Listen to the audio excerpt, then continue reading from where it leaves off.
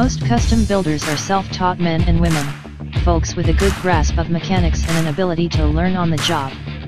Each build gets a little better than the last, and a reputation is forged.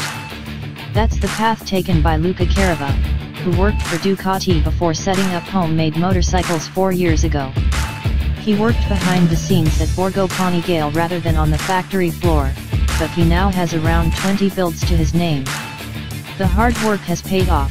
Parts Europe commissioned this tracker-style build for their stand at the EICMA exhibition.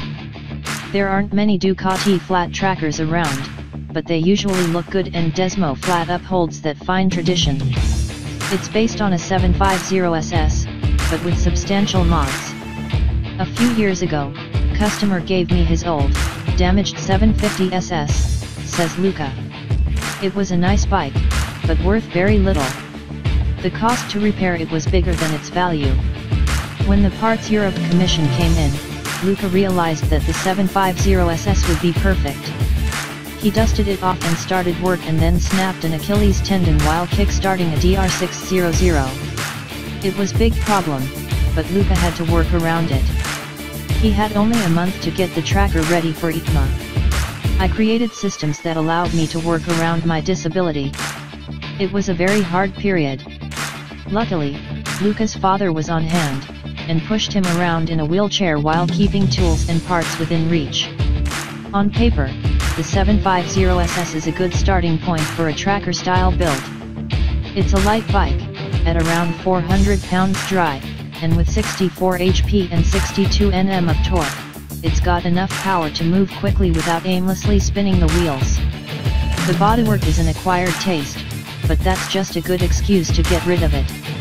The flat track essentials are all present and correct on Desmo Flat. Luca has ditched the stock Marzocchi USD forks and installed a set from a Yamaha R6, plus 19-inch XL wheels from a Honda CRF.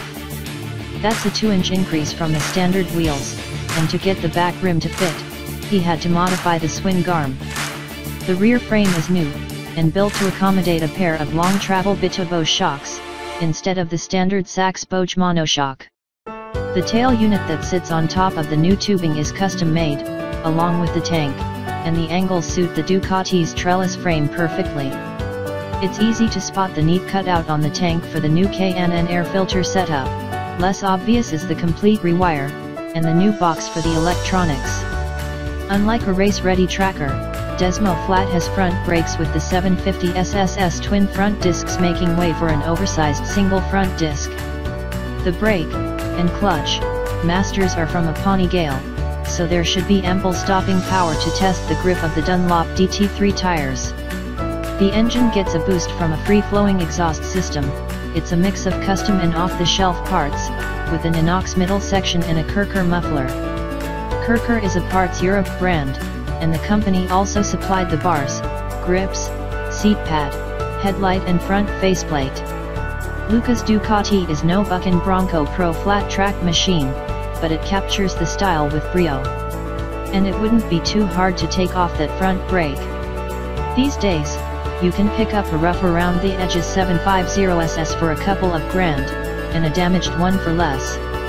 Luca's donor bike was only worth €1,000, which makes this a pretty budget build and a pretty sharp looking one too. Maybe a second-hand scrambler Ducati isn't your only option for enjoying the dirt, Italian style.